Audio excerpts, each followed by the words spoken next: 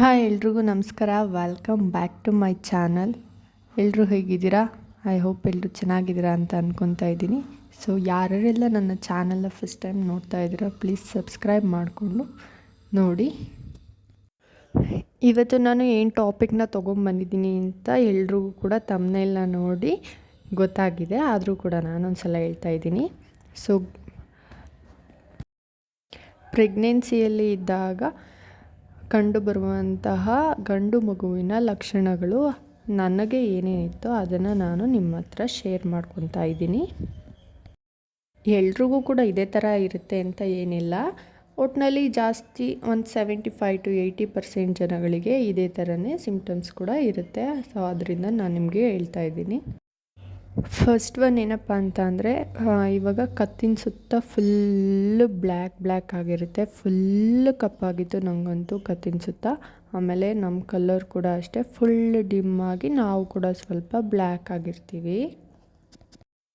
ಅದರಲ್ಲೂ ನಾನಂತೂ full black ಆಗಿದ್ದೆ. ಸೊ ಎಲ್ಲರೂ ಕೂಡ ನೋಡಿದ ತಕ್ಷಣ ಹೇಳ್ತಾಯಿದ್ರು ಗಂಡು ಪಾಪುನೇ ಆಗೋದು ಅಂತ. ನನ್ನ ಕತ್ತು ಅಷ್ಟೇ ಫುಲ್ ಬ್ಲ್ಯಾಕ್ ಆಗಿತ್ತು. ಫಸ್ಟ್ ಹೇಗಿತ್ತು ನನ್ನ ಪ್ರೆಗ್ನೆನ್ಸಿಯಲ್ಲಂತೂ ಫುಲ್ಲು ಚೇಂಜ್ ಆಗಿತ್ತು.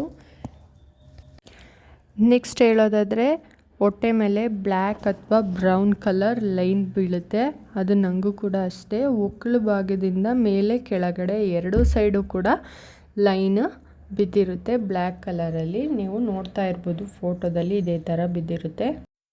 ನನಗೂ ಕೂಡ ಇದೇ ಥರ ಇತ್ತು ನನ್ನ ಪ್ರೆಗ್ನೆನ್ಸಿಯಲ್ಲಿ. ಗಂಡು ಪಾಪು ಇದ್ದಾಗ ಆಲ್ಮೋಸ್ಟ್ 80 to 90% ಜನಗಳಿಗೆ ಇದೇ ಥರ ಲೈನ್ ಇರುತ್ತೆ. ನೀವು ನೋಡ್ಬೋದು, ಇಲ್ಲ ನಿಮಗೆ ಗೊತ್ತಿರೋರಿಗೆ ಯಾರಿಗೆ ಏನಾದರೂ ಕೇಳ್ಕೊಬೋದು. ನೀವು ಇದರಲ್ಲೇ ಕಂಡಿಡ್ಕೋಬೋದು ನಿಮಗೆ ಬಾಯ್ ಬೇಬಿ ಆಗುತ್ತೆ ಅಂತ ಹೇಳಿ. ಸೊ ನನಗೂ ಕೂಡ ಇದೇ ಥರನೇ ಆಗಿತ್ತು. ನೆಕ್ಸ್ಟ್ ಸಿಮ್ಟಮ್ಸ್ ಏನಪ್ಪ ಅಂತ ಅಂದರೆ, ಜಾಸ್ತಿ ಖಾರ ತಿಂತೀರ. ನಾನು ಕೂಡ ಅಷ್ಟೇ ತುಂಬಾ ಖಾರ ತಿಂತಿದ್ದೆ. ಅಂದರೆ ಬರೀ ಖಾರನೇ ತಿಂತಿರಲಿಲ್ಲ, ಸ್ವೀಟ್ ಕೂಡ ತಿಂತಾಯಿದ್ದೆ. ಬಟ್ ಜಾಸ್ತಿ ಅವಾಯ್ಡ್ ಮಾಡ್ತಾಯಿದ್ದೆ ಸ್ವೀಟ್ನ. ಏನೇ ತಿನ್ನೋಂಗಿದ್ರು ಕೂಡ ಸ್ಪೈಸಿಯಾಗಿ ತಿನ್ನಬೇಕು ಅಂತ ಅನಿಸ್ತಾಯಿತ್ತು. ಖಾರವಾಗಿ ಸ್ವಲ್ಪ ನಾನು ಯಾವಾಗಲೂ ಖಾರ ತಿಂದೇ ಇರೋಳು. ಆವಾಗ ಖಾರನ ಜಾಸ್ತಿನೇ ತಿಂತಾಯಿದ್ದೆ ಅಂತ ಹೇಳ್ಬೋದು. ನಿಮಗೂ ಇವಾಗ ಈ ಥರ ಏನಾದರೂ ಆಗಿದರೆ ಹೇಳಿ. ನೆಕ್ಸ್ಟ್ ಸಿಮ್ಟಮ್ಸ್ ಏನಪ್ಪ ಅಂತ ಅಂದರೆ, ಇವಾಗ ನೆಕ್ಸ್ಟ್ ಹೇಳೋದಾದರೆ, ನೀವು ಮಲಗೋ ಪೊಸಿಷನ್. ನೀವು ಯಾವಾಗಲೂ ಯಾವ ರೀತಿಯಲ್ಲಿ ಮಲ್ಕೊತೀರ ಅಂತ ಅಂದರೆ, ಲೆಫ್ಟ್ ಸೈಡ್ಗೆ ತಿರುಗಿ ಮಲ್ಕೊಂಡಿರ್ತೀರ. ಅದು ನಿಮಗೆ ಗೊತ್ತಾಗಿರಲ್ಲ. ನೀವು ನೋಡ್ಕೊಬೋದು, ನೀವು ಮಲಗಿದಾಗ ನೀವು ಮಾಡ್ಬೋದು.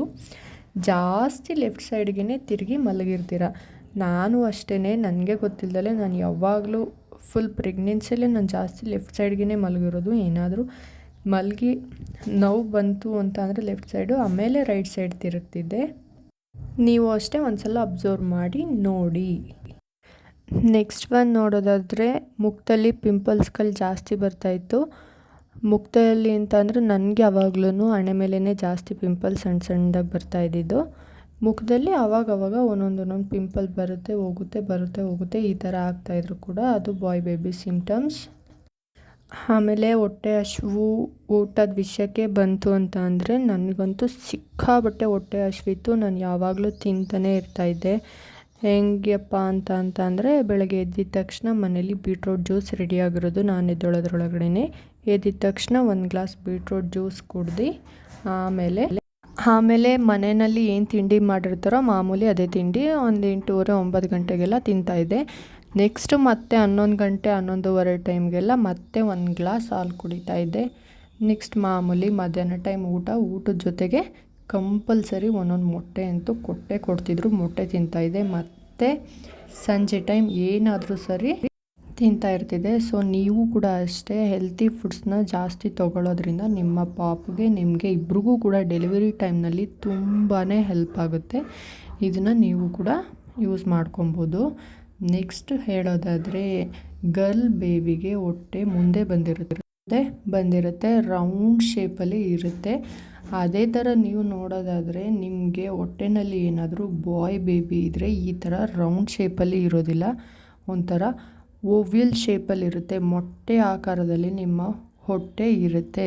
ಅಂದರೆ ಜಾಸ್ತಿ ಕೂಡ ಮುಂದೆ ಬಂದಿರಲ್ಲ, ಕಮ್ಮಿನೇ ಇರುತ್ತೆ. ಆದರೆ ಮೊಟ್ಟೆ ಆಕಾರದಲ್ಲಿ ಮುಂದೆ ಬಂದಿರುತ್ತೆ. ಅದರಲ್ಲೂ ಕೆಳಗಡೆ ಇರುತ್ತೆ. ಅದೇ ಗರ್ಲ್ ಬೇಬಿ ಇದ್ದರೆ ಮೇಲ್ಗಡೆ ಇರುತ್ತೆ ಹೊಟ್ಟೆ.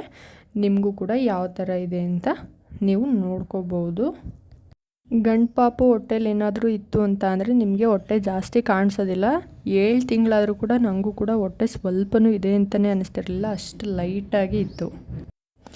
ನೆಕ್ಸ್ಟ್ ಪಾಪುವಿನ ಕಿಕ್ ಬಗ್ಗೆ ಹೇಳೋದಾದರೆ ನನಗೆ ರೈಟ್ ಸೈಡ್ಗೆ ಕಿಕ್ ಇತ್ತು. ಎಲ್ಲರೂ ಕೂಡ ಹೇಳ್ದಂಗೆ ಲೆಫ್ಟ್ ಸೈಡ್ಗೆ ಕಿಕ್ ಮಾಡ್ತಾಯಿದ್ರೆ ಜಾಸ್ತಿ ಹೆಣ್ಣು ಪಾಪು ಇದೆ ಅಂತ, ರೈಟ್ ಸೈಡ್ಗೆ ಕಿಕ್ ಮಾಡ್ತಾಯಿದ್ರೆ ಗಂಡು ಪಾಪು ಇದೆ ಅಂತ. ನನಗೂ ಕೂಡ ರೈಟ್ ಸೈಡ್ಗೆ ಜಾಸ್ತಿ ಕಿಕ್ ಮಾಡ್ತಾ ಇದ್ದಿದ್ದು ಯಾವಾಗಲೂ ನಾನು ಅಬ್ಸರ್ವ್ ಮಾಡ್ತಾಯಿದ್ದೆ, ನೀವು ಮಾಡಿ.